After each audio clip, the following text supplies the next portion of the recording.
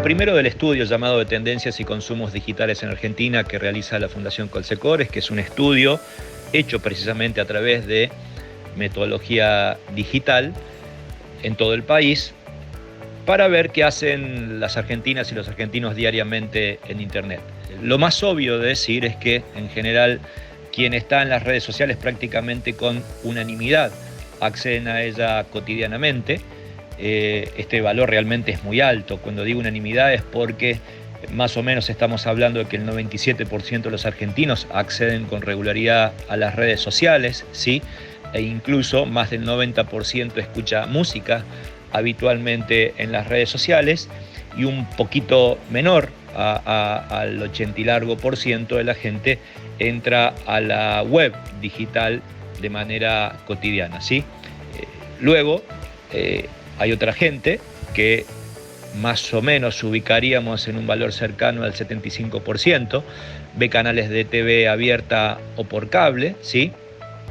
Y luego algo menor a esto, pero no mucho menor, valores cercanos a 70%, gente que entra literalmente a ver contenidos por streaming, ¿no? Lo que son plataformas.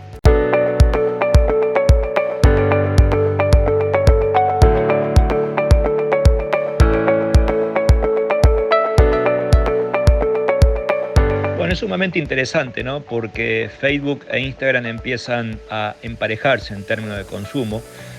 Cuando digo Facebook, digo Meta, y en general el consumo de Meta siempre era el número uno indiscutido, y ahora prácticamente en valores cercanos a 60% están ambas redes, ¿sí?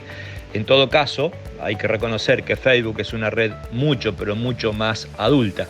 Luego le sigue YouTube, ¿no? Con prácticamente un cuarto de la población, y en menor medida TikTok y Twitter con 13 y 12% respectivamente. Quizás el elemento más interesante es que, así como Facebook es una red adulta, el consumo de TikTok en la franja joven, que particularmente ubicaríamos entre 16 y 24 años, es 3 veces más grande que el promedio, ¿no? Y en general, más allá del consumo de redes sociales, la enorme mayoría, lo primero que usa las redes sociales es para la información en primer término. Segundo, para comentar, compartir u opinar en general, muy cerquita la idea de la diversión, y eventualmente también hay mucha gente que está en red, ve, es decir, no hace nada, no comenta, ve, pero también es interesante que está ahí observando en general lo que sucede. Y es mucho menor, en valores cercanos al 15%, aquella gente que publica, edita, crea contenidos cotidianamente.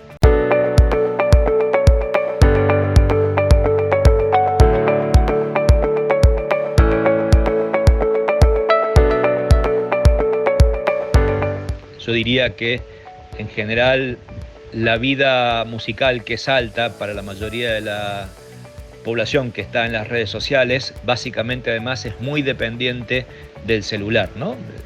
Prácticamente un valor cercano al 80%, 79% escucha música a través del celular, y un cuarto escucha música en la computadora. De hecho, quienes escuchan música, en los equipos o en los aparatos de radio en general, ya empieza a ser la minoría, ¿sí? Y en general, también es interesante, derivado de esto, porque en general, o mayormente, lo que más espera la gente de las radios es escuchar música, y recién debajo de ellos es la idea de estar actualizado o de informarse, y bastante más abajo, particularmente consumir noticias deportivas o educativas. Pero por sobre todo, lo que se escucha es música, y en segundo lugar, tener la sensación de estar actualizado.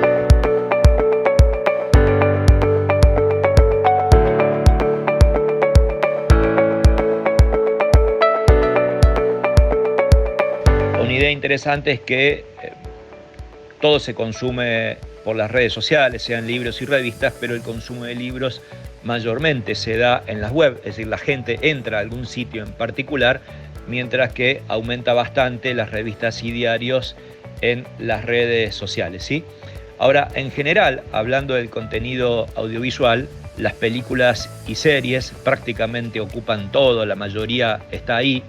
Baja algo, ¿no? Más de un 10% baja el consumo de noticieros e informativos, sigue bajando la idea de programas culturales y documentales, sigue bajando la idea de la música, ¿sí? También es interesante, ¿no? Bastante parecido al consumo musical, cómo la gente consume tutoriales y programas educativos y sigue bajando las transmisiones deportivas, ¿no? Sí, es interesante entonces porque lo que más se consume en términos audiovisuales son las películas y series, ¿no? Y ahí entra obviamente también a jugar muchísimo lo que significan las plataformas o los streaming, ¿sí? O las plataformas de streaming, donde claramente el reinado lo tiene Netflix, ¿sí? Más del 72% de quien está conectado al mundo digital y ve contenidos lo ve a través de Netflix, y después baja muchísimo esto en plataformas como YouTube, como Star Plus, como Disney, como Spotify o como Amazon, ¿sí? Solo por citar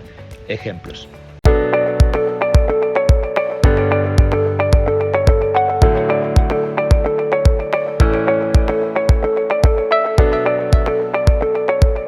Es sumamente interesante cómo la gente percibe o cuenta que consume el contenido, ¿no? Lo primero, que es un contenido fragmentado, no ve los contenidos enteros, una enorme mayoría.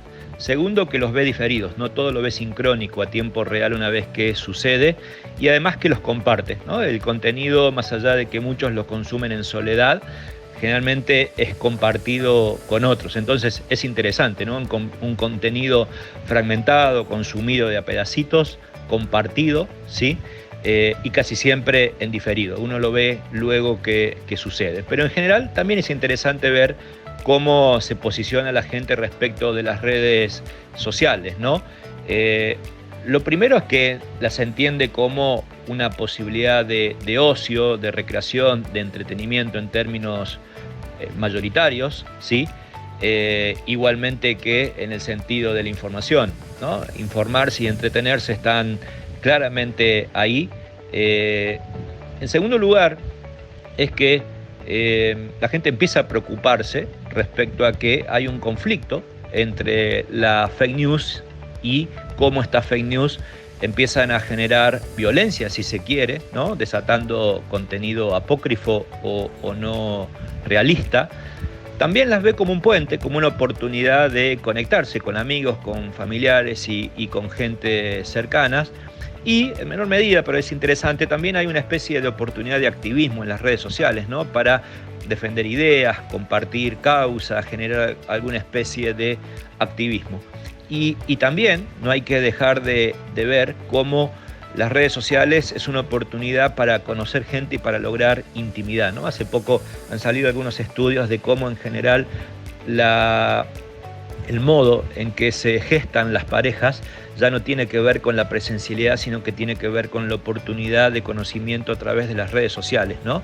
Y entonces esto ya es una gran realidad que afecta la vida cotidiana de las personas en tanto oportunidad de relacionamiento.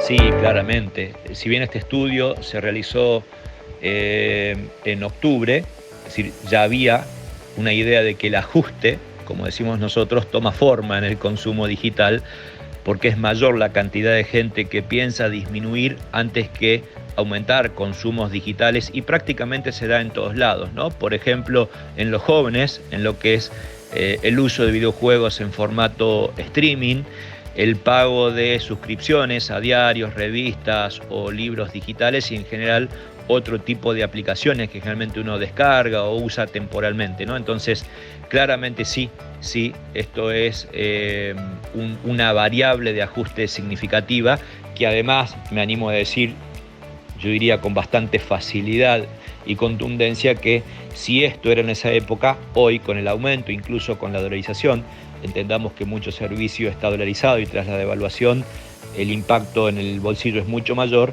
esta tendencia va a aumentar significativamente.